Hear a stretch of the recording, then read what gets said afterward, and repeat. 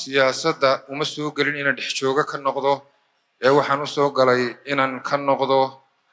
qorsheeye iyo jaangooyo siyaasadeed waxaanan aaminsanahay in hibadayda halabuurnimo ay ka weyn tahay hibadayda hogaamineed sidaa darteed waxaan idiin sheegayaa inaan musharax ahay u taagan jagada guddoomiye ku-xigeenka koowaad ee xisbiga kulmiye ururadii waa la furay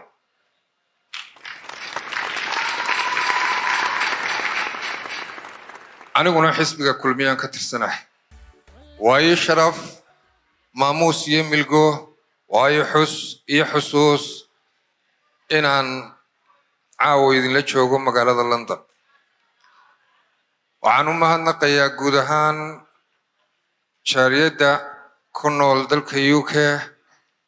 waxaan u mahadnaqayaa magaalooyinka kala duwan ee dalkani ka kooban yahay Bristol baan xusayaa Cardiff baan xusayaa Sheffield baan xusayaa Birmingham baan xusayaa London iyo waxyaheeda iyo centerkeedana waan xusayaa waxaan ku soo beegmay anigii xildhibaanada kalena aanu nimi idinkoo kala xusaya 26 Juun habeenay isku xiga oo meelo kala duwan ku xusaya waan ku faraxsanahay caawa idinkoo midaysan idinka laabanayo dadkii halkan ka hadlay meelaha kala duwan ka soo safray magaalooyinka kala durugsan ka yimiday iyo hablihii iyo raggii soo qaban qaabiyay munaasabadan waxaan idin leeyahay kaliya taymeydaan soo dhaweyn waxay tusteen kalgacal aad iyo aad baan idinku mahadnaqayaa qof kasta oo inaga mid ah oo si sax ah u fikiraya qof kasta oo inaga mid ah oo ka walwalaya mustaqbalka jiilasha dambe qof kasta oo inaga mid ah oo ku baraarugsan dhalangadoonka ku socda hidaheena iyo dhaqankeena wuxuu isweydiinayaa boqolaal su'aalood oo aanu jawaabo waafiya oo naftiisa ku qanciya aanu u hayn oo dhammaantood salka ku haya sanado badan kadib ummadaha qurbaha ku nooli siday u ekaan doonaan afkeeda iyo hidaheega ma ku faraadaygi doonaan waayo intii halkan aan joogay waxaan dareemay farqiga u dhaxeeya ilmaha iyo ubadkiisa waxaan dareemay farqiga u dhaxeeya ilmaha iyo afkiisa waxaan dareemay farqiga u dhaxeeya ilmaha iyo dhaqankiisa waxaan arkay ama dareemay in badan oo waalidka ka mid ah inay ku mashquulsan yihiin xaaladaha gudaha ka socda iyo nolosha adag ee halkan run ahaantii waxa kale oo aan dareemay qoys burbur fara badan oo qurbaha yaala sidaa darteed waxaan jecelahay inaynu fahanno marka koowaad inay muhiim tahay inaynu qof ahaan isku dhisno oo qoys isku dhisno si qaranku inoogu dhismo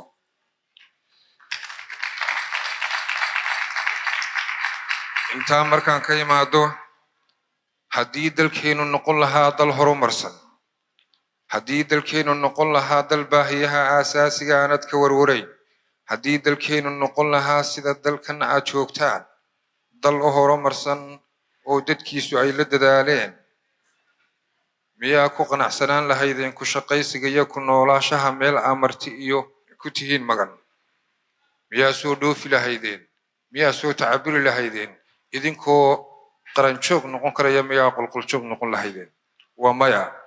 haddaba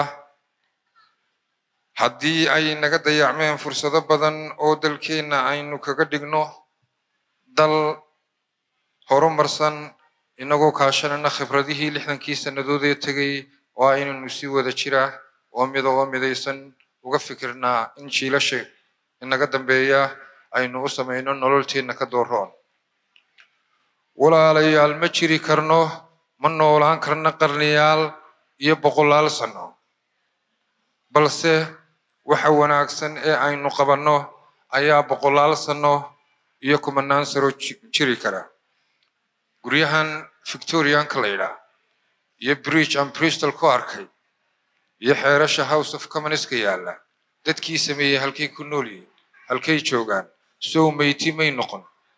soo dunidan guudkeeda kama haajirin balse wixii ay sameeyeen soo maanta ma noola waxa loo baahan yahay in jiilasha inaga dambeeya aynu ka fikirno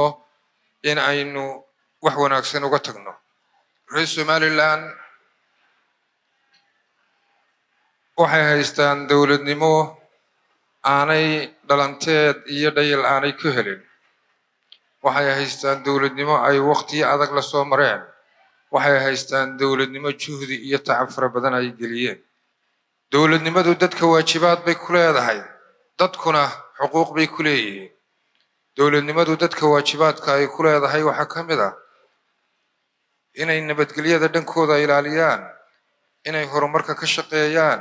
inay cashuurta bixiyaan inay shuruucda iyo qawaaniinta raacaan markay dadku waajibaadkaasi ka soo baxaan dadku xuquuqaad bay helaan xuquuqaha maxaa ka mid ah waxa ka mid ah inay amni ku noolaadaan inay wax bartaan inay caafimaad helaan inay shaqooyinka iyo fursadaha kale ee kheyraadka u sinaadaan haddaba si dawladnimadeenu u taabagasho dalkeenuna u helo horumar dadkeenuna u helo horumar iyo adeeg bulsho si dadkeenu u helaan shuruuc iyo qawaaniin lagu kala socdo si dadkeenu u helaan cadaalad iyo garsoor la mahadiyo waa in saddexda dhadhaar ee dawladnimadeenu ka kooban tahay kala madax bannaanaadaan iyagoo haddana leh wada shaqayn hufan oo qaanuunku ogol yahay oo xaal mastuur ka maran walaalayaal dhulkii hooyo iyo halkii aa ka timaadeen waxaa jira oo jooga qoysas danyara halkii aa ka timaadeen iyo dhulkii hooyo waxaa jira oo jooga hooyo ubad agoona haysata oo ka warwarasa waxyaabaha nolosha baahiyaha asaasiga u leh hadday tahay waxbarasho iyo hadday tahay quutal daruuriba halkii aa ka timaadeen walaalayaal waxaa jiray oo joogay wiil iyo dhalinyaro wax baran lahaa hadday heli lahaayeen fursado ay wax ku bartaan waa halkii aa ka timaadeen waxaa jira oo jooga in badan oo bulshadiina ka mid oo dhimirka wax ka qabtaa oo xisku dhiman yahay in kale oo naafa ah in kale oo xanuunsanaysa dhulkii hooyo iyo halkii aa ka timaadeen waxaa jooga bulsho weyn la yidhaahdo reer Somaliland dalkooduna Somaliland yahay ciidooduna Somaliland tahay dadkaasi duruuftay doonaan ha ku noolaadaan ee nabadgelyo haystaan nabadgelyada ay haystaan ma aha damca qofeed darteed in loo carqaladeeyo mucaaridka iyo muxaafidkana waxaan leeyahay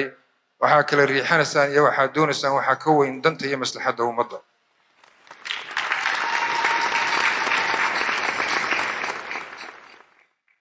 sidaa ka warqabtaan geeska waxaa ka socda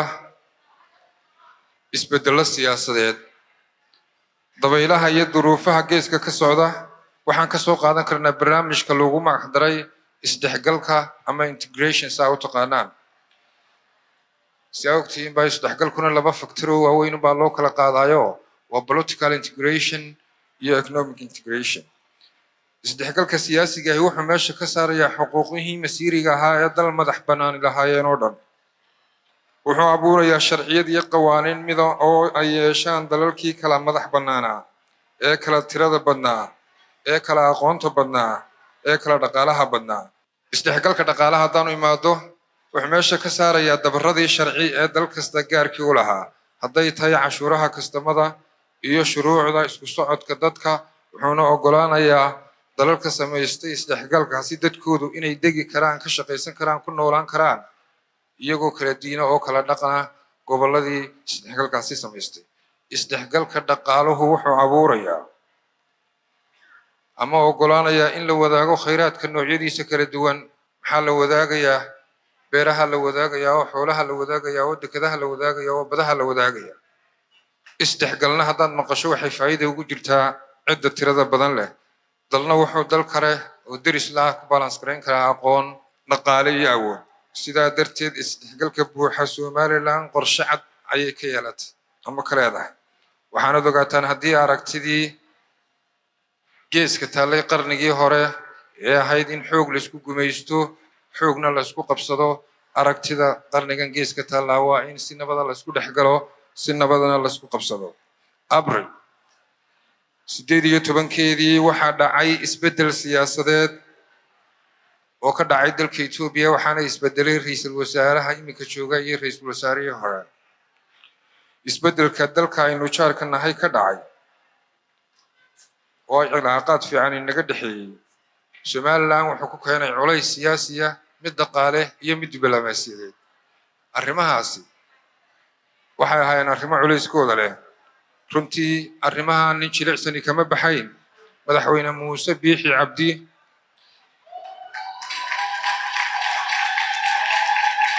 inuu arrimaha u injahay sida ugu habboon ee waayeelnimada leh waa mid ay taariikhdu xusi doonto intaa walaalayaal markaan ka imaado golahan yar ka warramay 16 sannadood waxaa fadhiyay golaha wakiilo naga horreeyay wax kastoo raagana dadku inta badan ma jecla waxaa dhacday doorashadii isku sidkanayd waxay ku dhacday hab iyo nidaam aan ku baayado ku jabin keesna aan ku qaban oo nabadgelyo ah waxaana ku soo baxay rag dhalinyaro oo kamid ahay walibana dhaqaalihii ku baxay xukuumadda bixisay dadku rajayay didiilo weyn bay golaha ka qabeen muddo sanadaanu joognay in badan saluug baa muujiseen fagaarayaal iyo goobaad igu casuutay waxaad igala hadasheen golahan iyo xaaladiisa walaalayaal 82 mudane marka koowaad ba horta wada sax noqon maayaan si aanay bini aadankuba wada sax u noqon karin laakiin muddada noo hadhay waa nuscanaanan waa isku noqon waxaana loo doortay ayaanu isweydiin waayo dadku halka noomay keenin oo camal noomay sameyn oo shaqo namaysiin ay ka helayaan ajriya xasanad iyo dambi dhaaf waxay dadku noo soo doorteen oo ay doonayaan inaan u shaqayno si ay ogtihiin dalkeenna qabiyada ugu badan ee ka jirta waxa weeye qabiyo sharci dastuurkeenna xeerasha ka farcamay in badan oo kamid ah oo muhiimi way maqan yihiin haddaan isweydiino xeerarka maqan waxaa kamid ah xeerarka baanka waxaa kamid ah xeerarka ciidanka qaranka waxaa kamid ah xeerka caasimadda Hargeysa waxaa kamid ah xeerka darajooyinka waxaa kamid ah xeerka howlgabka iyadoo waxaa soo dhan inoo taalo haddana anagoo kala qaybsanayna tiifiyada ka aragtaan waan ka xumahay waanan idinka raali gelinayaa waana mid aanu wax isweydiin doono waayo mas-uuliyadda iyo waajibaadka iskaga kaaya xidhan haddii in ka midihi ay guulaysato golahoo dhan baa guulaysanaya haddii in ka midihi fashilmayna golahoo dhan baa fashilmaya rajo fara badan baan golaha ka qabaa wakiiladan joogo dad badan oo damiir fayoob baa jooga waanu isku noqonanaa waayo waxaanu ognahay baahiyaha asaasiga ah ee caafimaadka leh ee waxbarashada leh ee biyaha leh siday dadkeenu ugu baahan yihiin si la mid ah ayay xeerarka iyo qawaaniintana ugu baahan yihiin intaa markaan ka imaado war reer Londanow war walaalayaal Somaliland rajo fara badan baa jirta buuqan dhacaya iyo tiifiyadan la isku soo fadhiisanayo ha ka sasina ma jecelin inaan idiin soo gudbino waxay indhihiin iyo dhagihiinu diidaan waxaan jecelnahay inuu quruxdayada aragtaan waxaan jecelnahay dalkiinii oo si wanaagsan u socdo inaa aragtaan waxa wax weyn ka soo kordhay kaabayaasha dhaqaalaha wadooyinka ka soo qaadan karno dalkii way isku xidhmay maanta wadooyinka dalkeena ka dhisani ama ka socdaa rajo iyo didil ay idin gelinayaan haddana baabuurta fara badan ee dalka ku soo kordhaysa waxay leedahay mushkiladoodu dad in badan oo dadkeena ka mid ah shilal bay naga dilay walaalayaal haddii shalay toole qori la isku shaqaalaysiinayay oo inaka qori lagu shaqaalaysiinayay waa laga soo gudbay oo waa la soo dhaafay haddii inaka lascaanoo jooga iyo ka awdal jooga intuu Hargeysa yimaado uu caaqilka haysanayay barnaamijka shaqo qaran la yiraahdaa wuxuu suuro geliyay oo keenay inaka boorama jooga ama inaka lascaanoo jooga inuu halkiisa fursad ku helo waa ogtihiin siyaasadda arrimaha dibadda waa ogtihiin dalkeena in lagu soo hiranayo waa ogtihiin in wax weyn inoo qabsoomeen Somaliland way hagaagaysaa waxaanay ku hagaagaysaa sidoo qof kastoo inaga mid yahay jecel yahay war dalkeenu waa shamac ka dhaxeefaya geeska iyo gobolka oo nabadgelyo kaga yifaya oo xasilooni kaga yifaya oo deganaan kaga yifaya shamacaas la doonayaa qof kastoo inaga mid yahay inuu dhankiisa ka geejiyo hayo war reer Somaliland oo ma qurux badnaan kartaan haddaan Somaliland qurux badnaan wax ma noqon kartaan haddaan Somaliland wax noqon dhalinyarada reer Somaliland ee dalkeenii jooga waxaa cibro iyo tusaale inoogu filan labada dal ee midna uu Faransiiska yahay midna uu yahay Kenya. dalka Faransiiska waxa kuraasta isku bedelaa oo wax noqda oo wax qabsada waxa weeyaan 35 jiro, halka doorashadii tan ka horeysay dalka Kenya faashka la isku dhibay 40 jiro, ee faashka la isku dhibay 30 jiro, ee faashka la isku dhibay 20 jiro, iyadoo ay ku kala dhinteen doorashada nus milyuun oo meydkoodii kaabadaha iyo catabadaha waran yihiin ayaa telefishinka qaranka Kenya waxa ka soo baxay labadii siyaasi ee kuraasta isku haystay ee istilayay oo gacmaha haystay. sidaas lamada ina ka reeyso Soomaaliland waxaan leeyahay wargarta waxa ka dhimanaysa waxaad la dhimanaysa waxaad u dhimanayso waxaad u nooshahay waxaad la nooshahay waxaad ka nooshahay. inta markaan ka imaado idinkoo mahadsan waxaan doonayaa inaan idin la socodsiiyo, waxaan doonayaa inaan idin sheego ururadii waa la furay.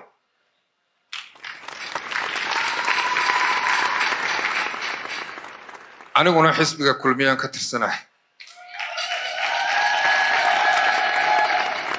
waxaana ka mid ahay dadkii uu siyaasadda ku soo garab qabtay madaxweyne Muuse Biixi Cabdi.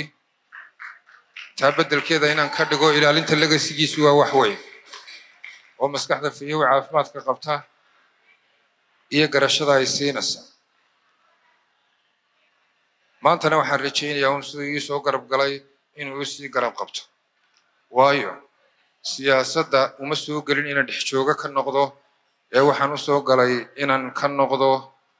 qorsheeye iyo jaangooyo siyaasadeed. waxaanan aaminsanahay in hibadayda halaboornimo ay ka weyn tahay hibadayda hogaamineed. sidaa darteed waxaan idiin sheegayaa inaan musharax ahay u taagan jagada guddoomiye ku-xigeenka koowaad ee xisbiga kulmiye.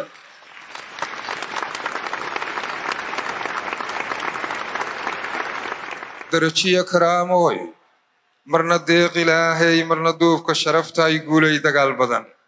qofan laa ku daydaya damac laa ku raadsada dadaal baa ku soo hela qoloftiinni yeesho damqashiya axdaayaa dulqaad kugu ilaashay kuma sidanin dabaxsanin.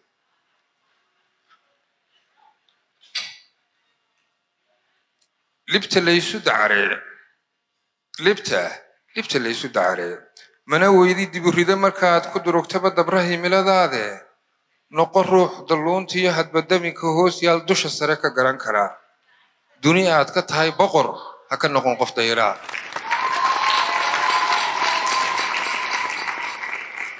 dahab baad u dhalatay sida maarxa doorsame, karaamaad ku dadantahay sida dunyaha u lumin, adigoo dal hagi kara aad u haysla daadegin. dhegtu way daawayntee magacaaga diib mare, taariikh baad dambaysay ha ka tegin wax laga dido. waxa uunka kugu daraa daral ee gubkaa dhiga, dunsamaanta weeye noqon ruux ka daahira caashirafta kaa dila. mar inaad wax doontiye mar inaad wax diidtaa, mar inaad wax damacdiya mar inaad wax daysaa. kolba waa duruufaha go'aanada dabraaya ee waayahaad la deris tahay docda aad ka joogtee daliilkaagu yuu noqon danni iyo malayntii qorshe yeela kuu dana. qofna dunida muu dhalan isagoo haldooroo dadku wada qiraayo xidhan duubka sharaftee. waxa ruux ka dhiga dayax duni wada iftiinsha ah dadaalkii aqoontay hankuyuu dib kuu dhigin. qof haddaad istirirtaan